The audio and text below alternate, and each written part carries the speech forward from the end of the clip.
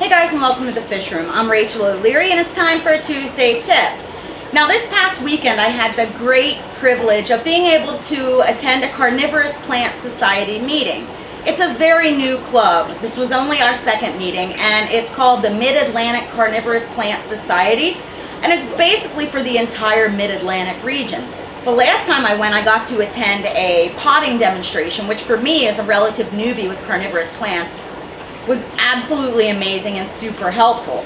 This week I wanted to attend because I need to learn how to properly overwinter the variety of plants I've accumulated this summer. Now, this is my third year with carnivorous plants, and they've made it through each year, but I know that that sticky part of whether they thrive or die off is the 2 to 3 year range, and the overwintering process is really important for the health of the plant. Now, I went to this meeting and it was phenomenal. A couple of people have been working very hard to make this organization a success. And there's going to be some really cool upcoming field trips that I hope to share with you guys. Now, I'm going to put a link below to the organization as well as to the particular nursery whose owner gave the talk that I'm about to show you. I got permission from the owner, Michael, to be able to share this overwintering lecture with you because for me it was super helpful, and I hope it'll help some of you. It has information about plants that come from all over the world and a lot of really great tips. So make sure I'll put the link here and I'll put it below to both the nursery and the organization should you guys be interested in looking further. Now, the nursery does sell quite a lot of really high quality carnivorous plants, and I've actually visited the facility and it's top notch. Without further ado, here is a lecture on overwintering by Michael. And when the weather here gets cool enough, I'll show you guys how I interpret what I learned to apply to my own plants. Enjoy.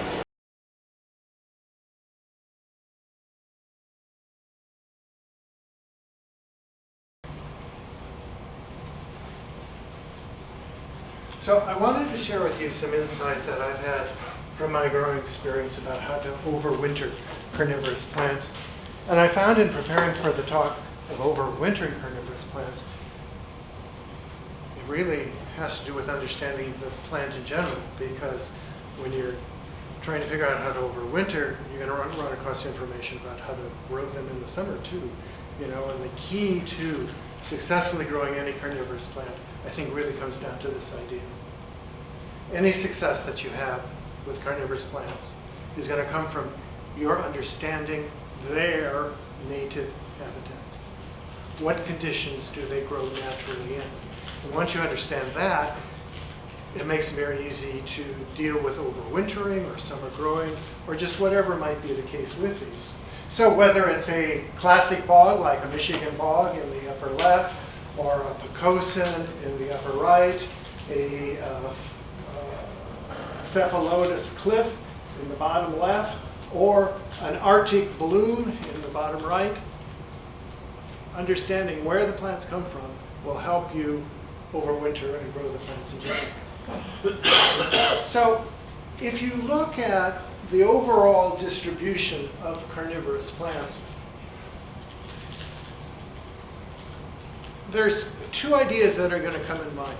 One is the climate zone and the distribution of the plants.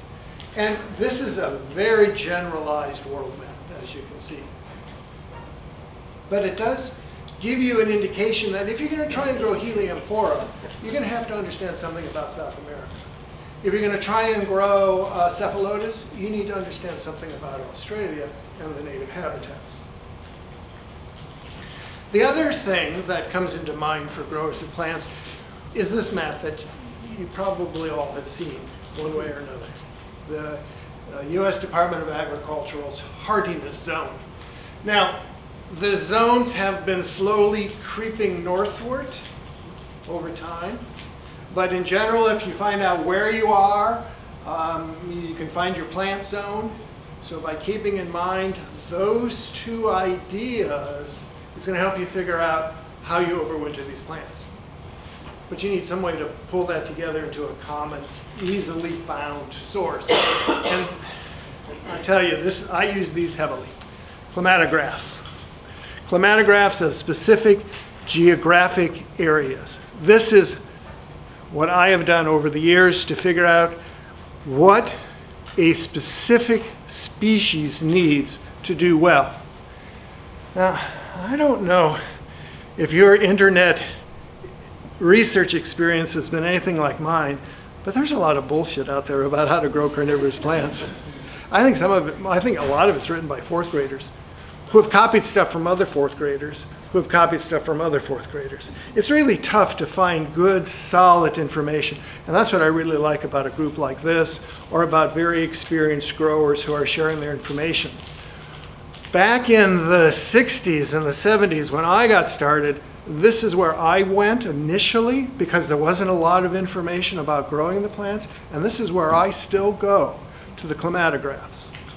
Now you can find climatographs for very specific cities that'll help you understand what two key environmental factors are for that area: rainfall and temperatures.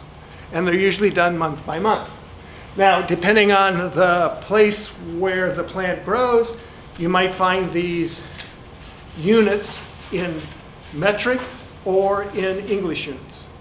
So you just have to keep that in mind. For example, here, we use this as an example for a climatograph of Wilmington, North Carolina. If you look on the vertical scale, is one of the factors there is temperature, and that's going to be the lines that go across the graph. So the summer high is the red line, the winter low is the blue line. The bar graph is rainfall, in this case inches average per month. So those are the key pieces of information for growing any plant really, but for carnivorous plants. What's the temperature like? And how wet are things? How wet are the conditions? So you can find these worldwide. Norway, the most extreme northern growing carnivorous plant, Pinguicula alpina. The classic, the very first research I did on how to grow cephalotus saved me from a lot of killing of cephalotus. Because if you take a look at the temperature variations, you see how steady those temperatures are? Boy, that's very Mediterranean-like climate. You didn't get that mountain-shaped curve that you did with Venus flytrap, for example. And if you look at the rainfall, though, it does show a definite drying in the winter months, December, January in particular, when the temperatures are higher. Kind of interesting reverse combination with some things. Here's Cape Horn, South Africa. This is what I fall back on when my Regii aren't doing so well. What am I doing that's different than where the plant comes from, than its habitat? I think you get the idea of how important the climatographs are, and again, you can find them worldwide, the graphs.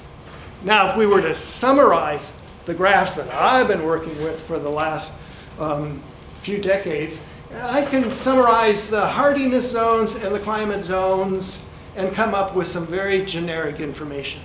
I think this one graph here is very helpful for understanding how to overwinter the carnivorous plants. Most carnivorous plants aren't going to be Arctic or subarctic plants. There are some. You're going to find some utricularias and some butterworts in Arctic conditions. You're also going to find in subarctics very few sundews and again a few pinguiculas. But in the temperate zone where we are, there's many, many more. And where most carnivorous plants that are in people's collections come from semi-temperate growing conditions. They're coming from the Carolinas, they're coming from Florida and Georgia, they're coming from the southeastern United States. Not all of them, but many of the plants that we're interested in needing to overwinter are coming from a warmer area than we are here in the mid-Atlantic. And that's why I highlighted that in red. Now that's not to say that's all of the plants that you grow, because some of us are going to be growing subtropicals and tropicals as well. There were questions earlier about the Mexican butterworts, cephalotus, and I I suppose all of us, or many of us, have nepenthes. Overwintering nepenthes is going to be a little different than overwintering Sarracenia purpurea. Where do you go to get the raw information on how to make your decisions? You go to climatographs. You can also go to all the books. But you know how hard it is to flip through the books to find the specific information? Here it's condensed for you in climatographs. So I highly recommend that you take a close, hard look at those, and they're readily available online. So, overwintering tropicals and subtropicals. Most of us don't have any trouble overwintering the tropicals, right? You just grow them in as house plants year round. The considerations aren't that significant. Don't fear cool temperatures. With the nepenthes, for example, if you're trying to overwinter your nepenthes, most of us are worried about keeping things warm enough for the nepenthes to do well. It's not a worry. The nepenthes, for example, they do prefer cooler night temperatures anyway, 45, 55 degrees. Nepenthes, cephalotus, helianthora. So if your winter temperatures are a little cooler, which is going to be normal, the plants may not be the happiest. And they'll let you know that, but they're not going to die on you. You want to keep the humidity up with the tropicals. So if you're overwintering that, keep in mind that heat sources will tend to dry the air. If you have a wood-burning stove in your plant room, that's going to be a lot different than if you have a heat pump keeping the room or the plants warm. You can certainly spray, use humidity domes, terraria. There are different ways to keep the humidity up if you find that your home is dry. Overwintering the tropicals is easy. There's really not too much to worry about there. You do want to keep the light bright, but remember, some plants in the wintertime are going to go through some normal life stage cycles. Like we were talking earlier about the Mexican butterworts entering the succulent stage. If you get emails and calls from people who say, like I do, my Mexican butterwort doesn't look the same, and you get that call in December, well, they haven't done their homework or remembered what you were sharing with them. So you have to really understand some of the basic biology of the plants in order to manage them well. The subtropicals are going to look their best. The fork sundews, boy, those are going to be really doing well for you midwinter. They're going to look lush, and you think, well, I can grow these year round. Oh boy, February is an ideal time for those semi-tropicals, particularly with the fork sundews. Don't try and push the plant. Don't try to keep it growing at the same summer conditions year round. You're just going to stress the plants to do that. There are very few places that don't experience some sort of seasonal change. It may only be 2 seasons, not 4 necessarily, but go back to the climatographs and respect what those seasonal changes are for the plants. So the tropicals and subtropicals are reasonably easy to overwinter. We do have, as I mentioned, we do have Arctics and subarctic CPs. Overwintering the Arctic CPs, well, they're hard to grow in the first place. The Arctic CPs, they're going to need very cold summers. So overwintering those, might as well buy a freezer. These plants are going to be frozen for 9 months out of the year. Very few of us grow Arctics or even the subarctics.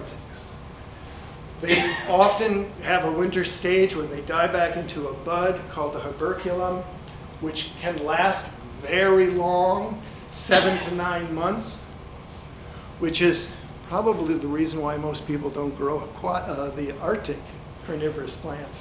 It's like our last speaker was saying, you want something that's growing year-round, right? Like subarctics are going to be active growers for 2, maybe 3 months. Overwintering them, buy a freezer. Where most of the interest, I believe, that comes from people who ask me about overwintering has to do with taking the semi-tropicals, the semi-temperates, and growing them up here in the temperate areas. So overwintering them, there's a little more consideration that should go into your planning for getting ready for wintertime with the plants. I think the first most important thing is to respect the dormancy. This is particularly true for mature plants, but not necessarily for juveniles. You can have juvenile plants that can go 1, 2, and 3 years without ever experiencing wintertime. Sarracenia is a classic example of this. As long as they're young, juvenile plants, you can just keep growing them in the same warm, steady conditions like a house plant, 2, maybe 3 years, but I doubt you can go 4. Because by the time they get to flowering stage, they're going to be stressed to the point where they're not going to perform very well for you. So just keep in mind that in their juvenile stages, some of the semi-tropicals or the sub-temperate plants, as juveniles, can go 2 or 3 years growing them in steady, even conditions in the greenhouse. But that rest period, that dormancy, is going to improve next year's growth. So it's very important to allow the plant to go dormant. And don't be fooled by winter growth. That is, you can stretch summertime in a greenhouse or in your home into November and December by keeping the temperature up and the lights bright, but that's going to stress a mature plant. And when it crashes, it's going to crash quickly. We probably all killed plants that way. The classic example is a terrarium in your living room, which has a mix of sundews from the south, Venus flytraps, and pitcher plants from the north. And come Thanksgiving, the pitcher plants and the flytraps die back. Sundews do nice, and the sphagnum is doing really well, but the terrarium looks like a piece of crap until next season when the temperates will come back. So mixing the tropicals and the temperates, can be an issue for that. If you try to ignore dormancy, though, when those fly traps in the terrarium or the pitcher plants try to come back, they're going to be very weak and not do a very good job of that at all. From the climatographs and the summary chart that I showed you earlier, I could distill down the notion of how to overwinter plants into the number 45 twice. 45 degrees, 45 days. If you take a look at all the different climatographs for the temperates and the semi-temperates, and you average winter temperatures and length of winter time, for most carnivorous plants, it's going to come down to your target should be 45 degrees for 45 days. Now you can go longer and colder than that.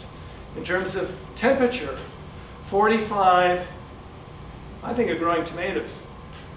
Tomato growth stops at 55 degrees, the actual growing of the plant. But by the time you get into the 40s, even the stems start to brown. You want to get down to at least 45. You can go much colder than that. But your target is going to be bringing the temperature down to the minimum of 45. And how long you want to do that? For 45 days, for a month and a half. You can do it for 90 days. But your minimum target, 45 degrees for 45 days.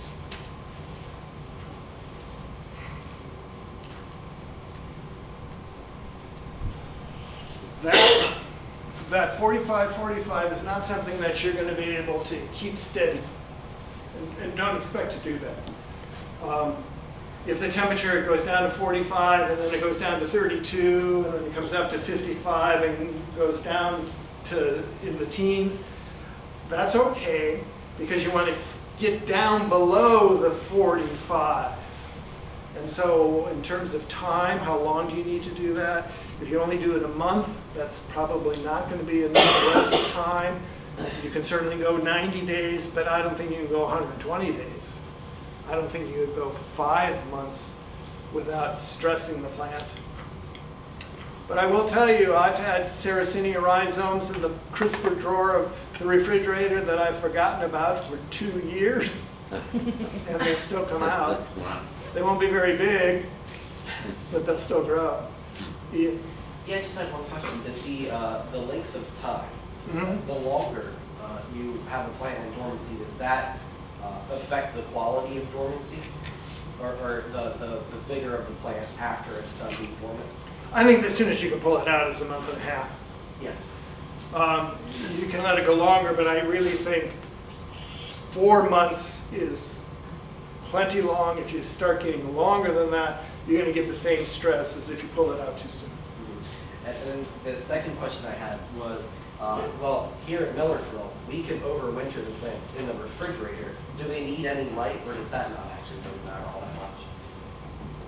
Because I can put a light in there. Fly traps will benefit from light. Sarracenia is not going to need it at all. The winter herbaceous of Drosera doesn't need light, but a Mexican butterwort is going to benefit from light. So it's not a yes/no answer. It just depends on the variety. Many plants can go in the refrigerator with the lights off. Those that form or die back to winter buds, or the leaves totally brown out and there's no chlorophyll present in the wintertime. If there's chlorophyll present during the winter months, like with Dionea and Pinguiculus, then light's beneficial. But I have kept flytrap bulbs in the refrigerator for 3 months with no detrimental effects. So, how does nature overwinter the plants? The easy way. You just let them die back, and the plants naturally take care of whatever needs to be done. And the shortening of the day length and the gradual change in the average temperature triggers plant mechanisms. It's very easy to see on the untrimmed Sarracenia. When I brought these out of the nursery yesterday, and this is the active fall growth, but there was a lot of dead growth too that's trimmed back, and that's normal. Doesn't mean your plant's dying, it's just normal part of the dieback. And particularly with fly traps. Beginners will think that the fly traps need to look like summer growing plants year round. That ain't the case. Old leaves die and turn black. By winter time, any new leaves that are growing are going to be much smaller than the summer growth, of course. So nature has a very simple way of dealing with it, and it's called dieback. Nature has another solution for overwintering plants. And I understand we're going to do a workshop at our next meeting about this more specific topic, is dealing with seeds. Now I've shown in these illustrations here the traps, the flowers, and the seed pods. You ever tried to collect Venus flytrap seeds? You got to time it just right, or cut them before the seeds pop. When the bottom core of the ovary where the seeds are attached, as that dries out and shrinks, it causes the seeds to pop out of the seed pod like popcorn. When I lived down in Rockville, Maryland, I knew that was going to happen on the week of the 4th of July. I'm up in the Catoctin Mountains now, about a half a zone colder, and it's the 1st of August before they do that. And there's really only about a week or so by the time the sepal opens and exposes the seed before all the seeds have popped out and are gone. Have you witnessed that? Yeah. Yeah. 1 or 2 seeds at a time. You know, it's not like you might have to sit there for a day to see the whole pod pop its seeds, but it's a lot like jewelweed. You'll pop the seed over to the next pot or the next growing bed to do that. Pitcher plants, Sarracenia, sometimes the seeds fall out once the seed pod opens up, but you can collect last year's seeds this spring. They'll stay in the seed pod for a long, long time. But that's how nature deals with the changes in temperature and light. Second way is through seeds. A third way, we mentioned this before, is the herbaceous, the winter buds. And the sundews and the butterworts are going to show this. You see the top 3 pictures, the different sun Drosera, herbaceous, and then the bottom 3 pictures are Pinguicula herbaceus.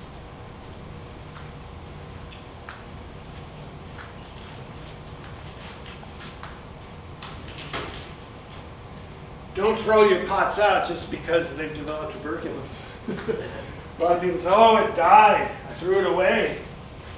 Well, okay, didn't have to throw it away. Just deal with the winter bud. You begin to recognize them after time. Sometimes they look hairy or waxy.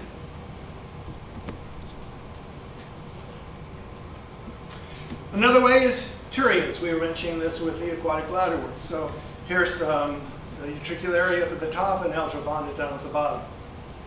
And you can see the winter bud, if you will. The end tip of the plant never develops and grows very well. The leaves stay small and short and turn into a tight little bud. The density of that bud is such that the dead part at the end falls off and the bud, the turian, will float for a little bit, but it generally is denser than the water, and I find that it sinks.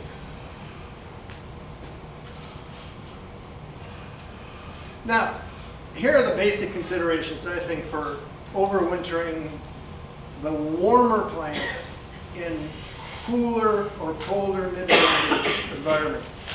In terms of temperature, I've already mentioned, 45 degrees for 45 days is a target. It certainly can go colder than that, and you can do it for longer than that. And I have two key target days when I'm overwintering my plants, and that's Halloween and St. Patrick's Day. Halloween is when I begin thinking about, when should I start my overwintering? What's going on outside? Because as you know, some winters start much earlier than others. And so I find that Halloween is a real good date for me to start thinking about when do I put the plants in and when do I take them out. It's the same day that I think about planting my peas, St. Patrick's Day. During the winter time, you are going to water less. You want the plants damp, not saturated. And often for beginners, that's a tough thing because they'll treat them like regular house plants, let the plants go dry. You don't want to do that with any CP. There is less water, and you do have to watch your heat sources. If you're trying to grow your plants in the fireplace room or the wood stove, that's going to be a lot different than if you're growing them with a geothermal heat pump or something like that. Pests are going to become very noticeable in the wintertime. They don't have a whole lot to feed on, and so they're going to attack your winter stored plant, whether it's the rhizome or the winter bud. And the two most common winter pests that I've run across is when I try to overwinter outdoors, voles are my problem. And if I try to overwinter indoors, mold. Now you can deal with both of these, and there's certainly ways to do that. With the voles are a problem when I mulch. Well, I'll share more mulching techniques with you. But when you have the plants covered for the winter time and you're mulching, the voles are going to get in under that mulch, and you can consider using rat pellets to get rid of them. I don't use rat pellets now because at the nursery, there's water flowing through my growing beds year round. And as the rat pellets dissolve, that's going to go into the watershed, and I don't want to do that. It'd be a little bit different than if I had an isolated bog garden where I knew the chemicals weren't flowing into the watershed. Mold, anybody who stored any kind of bulb over the wintertime is familiar with sulfur dust. That'll cure the mold problem with it. Watch out for winter heaving. We'll show you some pictures of that. And mark on your calendar midwinter to remind yourself to check your plants. Because if you just ignore them, chances are come spring, when you remember they're there, they're going to be dried up. So here's some different techniques you can use to overwinter your plants. You can store the seeds. You can use winter mulches. Snow's a natural one, but not very reliable. I like to use burlap if I'm using pine needles or straw, because burlap can be easily picked up and leave behind a clean bed.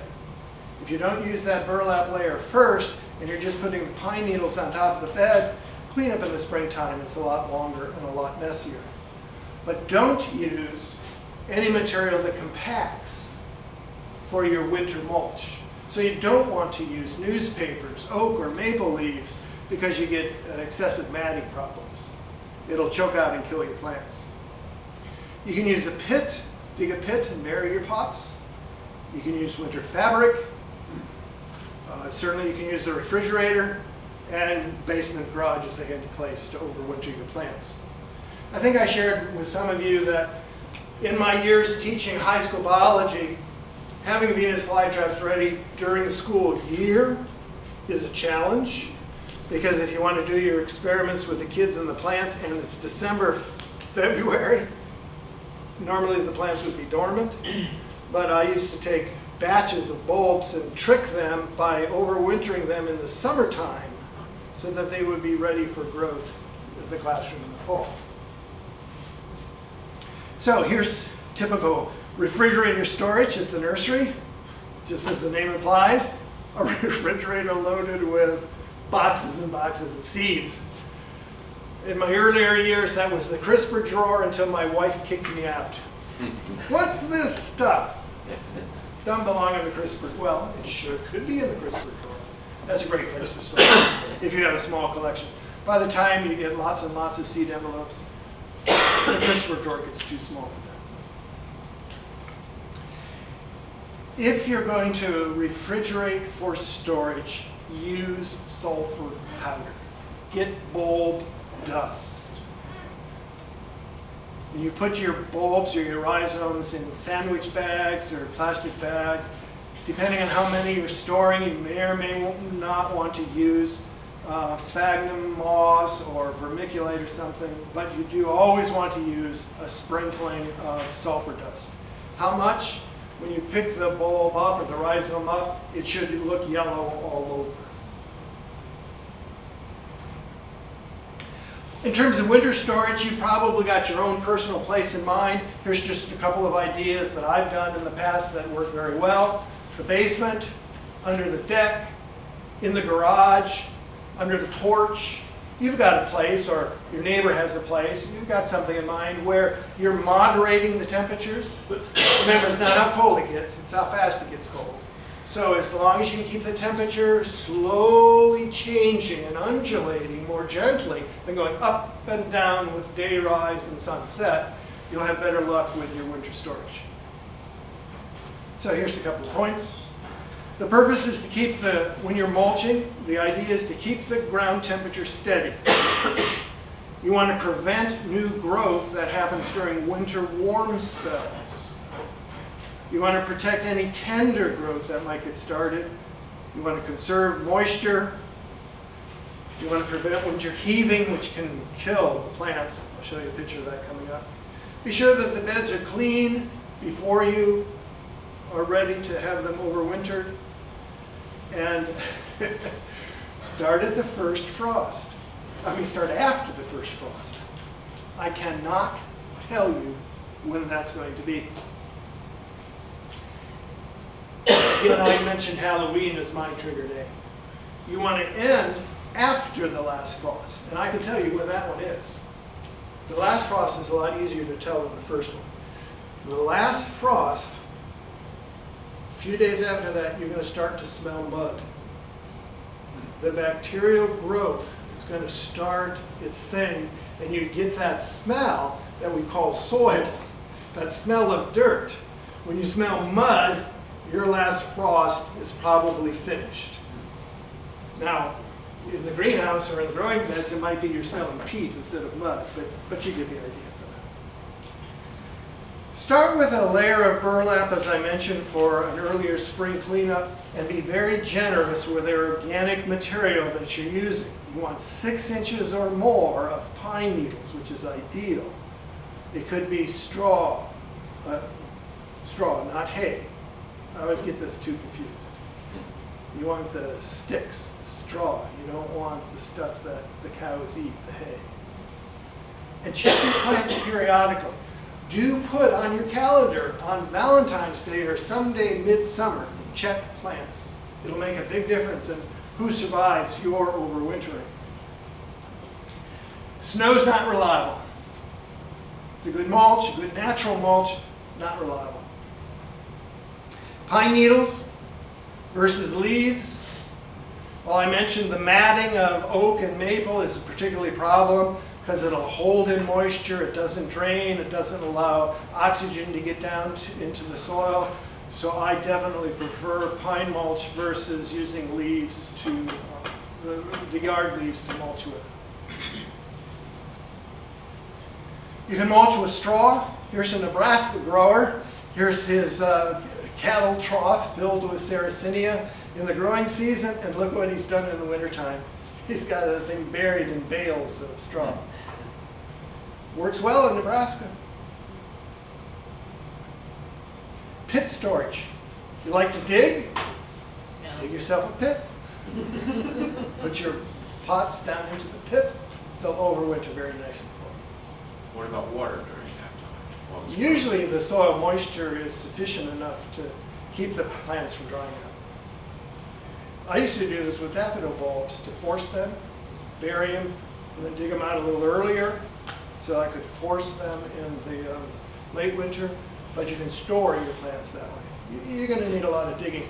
I do enough digging in the spring and summertime for my beds. I don't want to be digging in the fall if I don't have to. Now, does the nutrients in the soil around here potentially affect carnivorous plants? Or? They're isolated by the pot itself from the soil, so there's very little leaching, Yeah. from my experience, that occurs.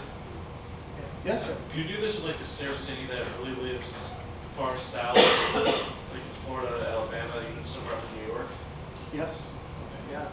I have found that even Sarracenia as far down as zone 8 or 9 will tolerate zone 4, southern New England, particularly if they're in a pit or you've done winter protection of some kind. I don't do pits anymore. I used to when I had 6 or 8 plants. So if you've got a pit and you've got Sarracenia that still has green leaves, you know, it's still. Cut 'em off. Cut 'em off. Very, yeah. Uh-huh. Could you do like a pit storage and then cover with like the pine needles? And Sure, of course. Sure. Then you don't have to actually bury the pots in the dirt. You just bury them in mulch. Yeah. The soil temperature is much more moderated and goes through very gradual temperature changes compared to the air. Yeah, that's what you're after. I've stored leeks in a pit and I would mulch it and then put plastic on the top so it wouldn't freeze, you know, it wouldn't get wet. Now, can you put plastic on the top and still use maple leaves?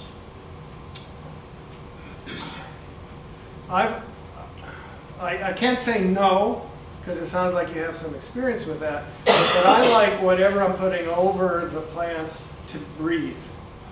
And sheet plastic's not going to do that. Plus, sheet plastic can act like a greenhouse, and it can raise the temperatures higher than I want to at times. So I'll use some winter fabric. I'll show you in just a moment. Here is a winter killer. Besides, we can deal with temperature, but frost heaving is something that will literally lift the rhizome or your flytrap bulbs out of the ground and expose them to dehydration. There are crystals of ice that form in the soil, and as the crystallization occurs, it forms tall channels, crystals, that push things upward. And so that can actually lift your bulbs, your rhizomes, right out of the ground. It's a very simple solution. Just push them back in once the soil is warmed enough. Or mulch so that you don't get frost heat. This is my favorite. This is what I use solely now. It's a winter fabric. We do it on a little bit larger scale than you might do, but this is incredible stuff. Horticultural winter fabric you can get at the large nursery supplies. You can get it online. It's like thick felt. It's Spun bond. It's spun, yeah. Is it reusable? It's reusable. I often, if I have to replace it, it's because when I removed it the year before, I've torn it. But it really survives nails and staples, and you can lift it out very well. It's about an 1/8 inch thick. It allows light to come through, and it allows snow to melt through it. It's just really good stuff. It'll keep the temperature between 15 and 20 degrees warmer than above the cloth. It comes in all sorts of sizes, from 3-foot roll, 3-foot wide rolls to 12-foot. I've one time got it at 24-foot, but it's folded in half into 12-foot rolls. Yes? Pots that are kind of on the ground, do you want to tuck the fabric under the pot and kind of like wrap the thing up, or just kind of float it up? Any way that will help keep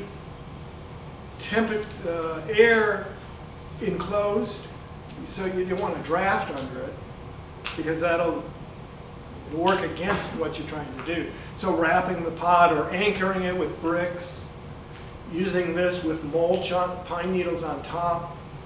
Yeah, because this stuff alone will keep the temperature about 10, 15 degrees warmer than what's normally going on outside.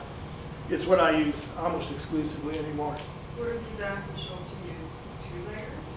Sure, but you're not going to get a 30-degree temperature difference. You'll get an increment about 5 degrees for every layer that you use. But it's expensive.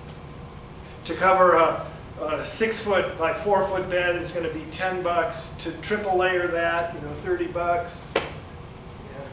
To do it on the scale that we do, the material is about $200 to cover all of our beds. But I can use it for 5, 6 years. It's great stuff. Horticultural winter fabric. Very simple name. A lot of different brands, a lot of different styles. And it's available at the nursery if you're interested. To give you an idea of what it looks like underneath the fabric, you see all these tunnels everywhere. Tunnels are about 1.5 inches, 2 inches wide. Sort of like moles above ground. They're eating at the root layer, halfway between the air and down into the soil. But you see these tunnels, and it's very heartbreaking to lift up your winter bed and see mold damage. So the only solution I've run across is buying property in an area where there aren't voles, or using rat pellets. So if you're growing them in a pot, it would be safe against the voles? No. Voles will eat through your pots. Here's what rat pellets typically look like. Now, voles will eat through the pots. Voles will also do some very charming things, so it's not all bad. Voles will gather all of your calpogone bulbs or your flytrap bulbs and put them over into a silo, into a little storage area. And in the next spring in the corner, you wonder why all of your orchids and all of your Venus flytraps are over in this corner when you had them all over the place before. The voles will winter store food, and it's not unusual for them to take the bulbs of the grass pinks or the Venus flytraps and move them over. I hate these suckers. Would something like Irish Spring, I know it sounds really strange, but instead of having to use things like mothballs and things like that, scrape Irish Spring soap? Because Haven't tried that, might be. And that would be something that would be less likely to get into the water system? Right. A little sign that says no voles allowed doesn't work. If you teach them to read. What about So, Go ahead. what about like a metal mesh around the pot? Yeah, you could put hardware cloth, coarse screen, 1/4 inch, even a 1/2 inch. Chicken wire is not going to be a fine enough mesh, but hardware cloth, it's kind of like heavy duty galvanized screen with 1/4 inch to 3/4 inch holes. You can get it at most hardware stores. Sure, but that's cagey. I guess it depends on the scale of your growing. My grandfather used to, when he planted tulips, he would dig his pit, put down hardware cloth. It's not cloth, it's like heavy duty screen, and then put in the dirt and the bulbs, and that kept the voles and the moles from digging through from underneath, but not from top down. Something like when I put it in is one of the Saracenias you were giving away for free at the last meeting. Yeah. One of those really big pots. Yeah. That's what I'm thinking. Sure, you can screen it in, that'll keep them out. Absolutely, go all the way around. Yes?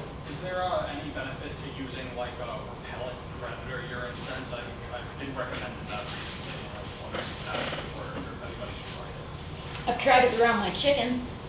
Did it work? No. 3 flocks later, I can tell you it most decidedly did not work at all.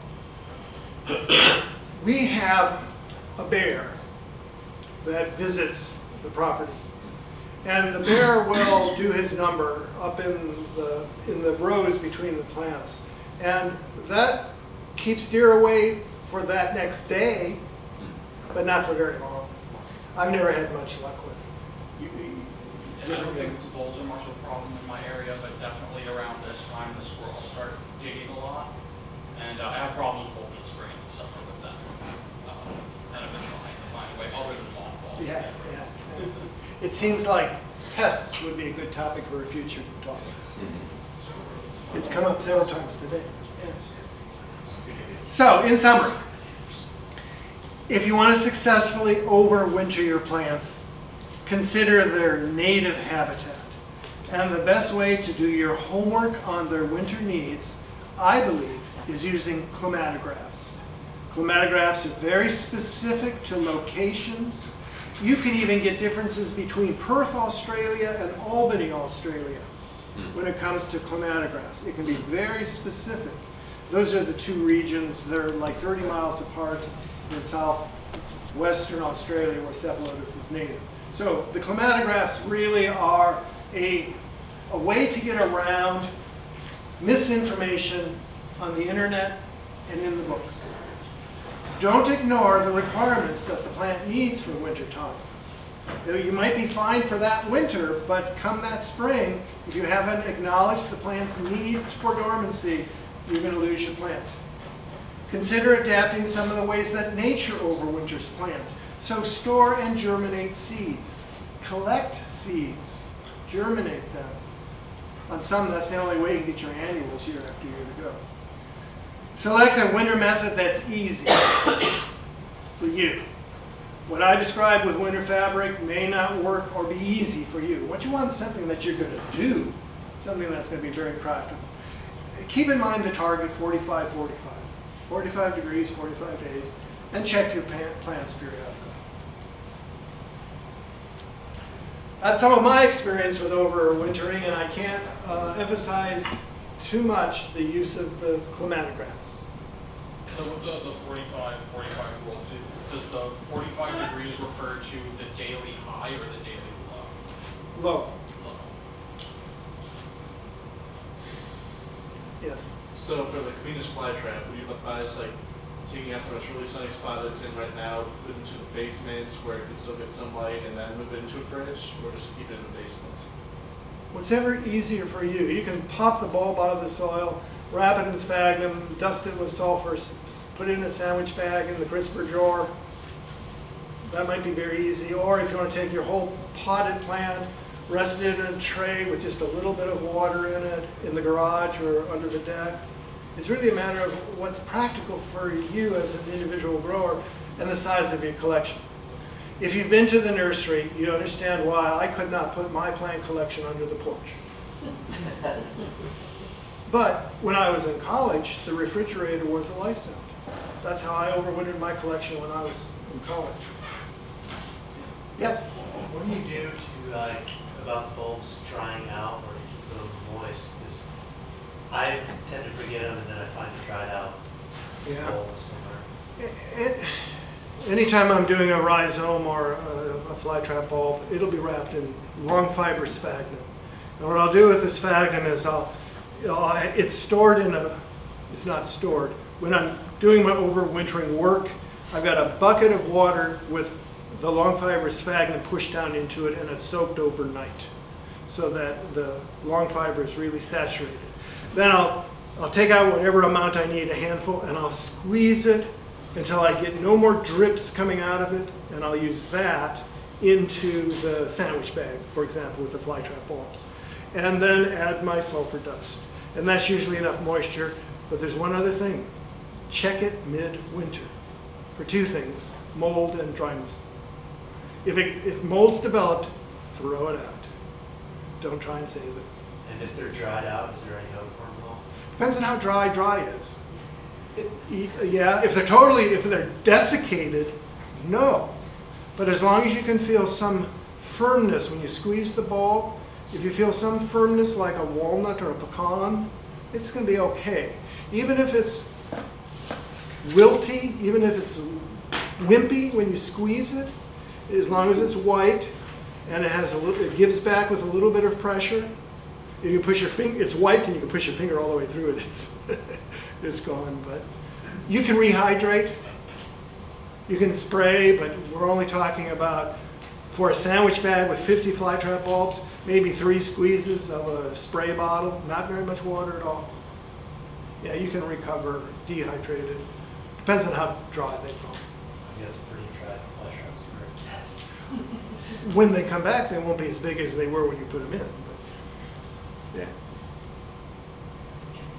Any other questions? Yeah. I did collect some black trap seeds this year and some future plants, and I'm just wondering the stratification, the cold period, is it like the 45, 45, or could I start them earlier in the late winter, or Yeah. how long should I store them at a cold temperature? Is it the same as the plant itself? Yes. Again, each species may be a little bit different based on its native habitat, but as a general rule of thumb, that 45 degrees, 45 days works. Can you explain what stratification is? There might be people who don't understand that. Certain plants require a cold period for their seeds to germinate. So that's it. Cold, wet storage period. Some of the temperates and the Arctic, subarctics, they need stratification in order to germinate. They need a cold, damp rest period to germinate. It's better to do that in soil than it is in moss in the refrigerator. Did you have a question? Since she mentioned seeds, how do you treat seeds that you are trying to germinate? If they're clean and dry when you put them in storage, they'll be fine. Well, what I'm saying is, do you use fungicide or anything? No, I don't. I've not had a problem ever with seeds needing a chemical treatment whatsoever. As long as they're clean and dry when they go into storage. If they go in damp, you'll lose all of them. Yeah. And our next meeting, we'll do a workshop planting seeds, and we'll talk about that. And so if you have seeds to bring them to that, but we'll be providing seeds for you to plant out and do that. But that's a better winter activity than, now you're thinking about getting overwintering ready. So we'll do the seed planting at our next meeting. Yeah. Well, with that, thanks again. Appreciate it.